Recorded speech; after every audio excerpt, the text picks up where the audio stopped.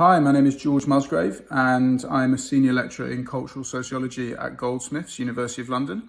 And I'm really pleased to have been invited by the Voice Study Centre to give a series of classes and talks on the topic that I do research into, which is mental health in the music industry.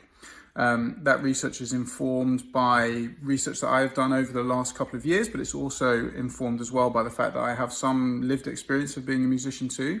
So until fairly recently, I was a rapper signed to Sony in the UK.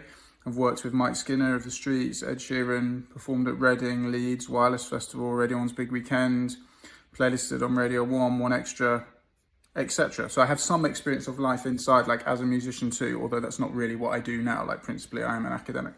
So what I'm going to be doing throughout these 4 classes is kind of talking you through some of the most salient themes that have interested me over the last kind of 10 years that I've been researching this topic, and hopefully will be of interest to you too.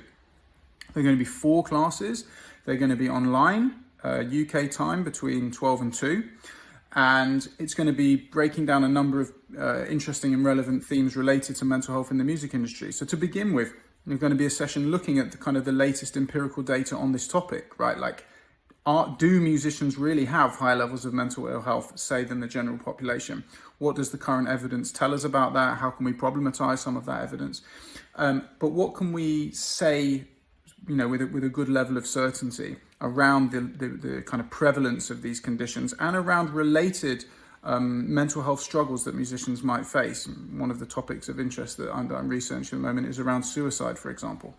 Now, what I'm going to break down in this session is that we can observe these high levels of mental ill health amongst this population, and trying to delineate perhaps why that might be, bringing through research that's into kind of personality factors, which looks at this idea that musicians might be different somehow to other people, problematizing that too, but principally focusing on what I know best, because it's the work that I do as a kind of cultural sociologist, which is around musicians' working conditions. Like, what does it feel like to be a musician in 2024 and to try and be a career musician more specifically, not just one who's doing this for recreation or leisure or fun, but to build it as a career? What does that look like?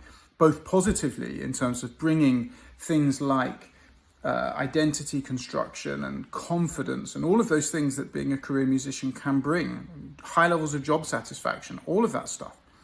But importantly, contrasting that with important questions around the ways in which developing a career as a musician might come to be damaging for some, what the relationship between like belief and all of those things are when it comes to mental health and well-being. So I'm going to break down some of those features in a bit more detail, drawing both on my research, but others around the world who are also researching this topic. So that's what we're going to be doing in the first session. And then the second session is going to be a deeper dive into just one area of conceptual focus, which has been in my work and in the work of others, which is around success. How do musicians navigate and understand the idea of success? Like, what does success mean to a musician? And how do musicians know that they are successful? How do they internalize and negotiate and understand the concept of success in their working lives? And what is the relationship between that and well-being? And so that's going to be an opportunity for us to have a dialogue about what success means to you in your life, and how we square our musical goals with our life goals, and what happens when they might not be in sync. So this is the second one.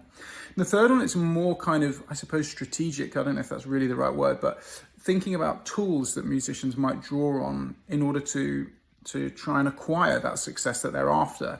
And to do that, I bring in some things that I use in my teaching, where I use this conceptual framework from Pierre Bourdieu about his different forms of capital, cultural, social, economic, and how musicians acquire, convert, maximize those forms of capital in their life, and again, what that might mean for their well-being. And to conclude is going to be a kind of more discursive, more open session, which is about this question of, I suppose, music industry ethics or music industry morals. Like, who is responsible for the health and well-being of musicians that are building careers as a musician? This is obviously a salient question as like a music educator, but also it brings up questions around what should the role and function of things like record labels, publishers, managers, what could that be, or what should that be in a kind of ethical or moral sense? And what might that look like? And we can think about some interesting case studies in the context of thinking about that, whether that's Avicii and his family at the time coming out and really raising questions around what his manager was doing, Similarly with Amy Winehouse, there were questions about what her label should be doing, and I know that's been something that's come up given the kind of relaunch of that new film Back to Black, which is kind of being problematized by a lot of people. Of course, we only understand musicians like this often through media portrayals. We don't know them personally, so we've always got to bear that in mind. But nonetheless, they act as interesting kind of points for discussion that we can explore together. So yeah, hopefully they're going to be 4 really interesting classes. Really pleased to be invited to do them. I hope you find them interesting. Hopefully they're both conceptually interesting, but can also be applied, like personally in your lives too. So yeah, hope to see some of you there.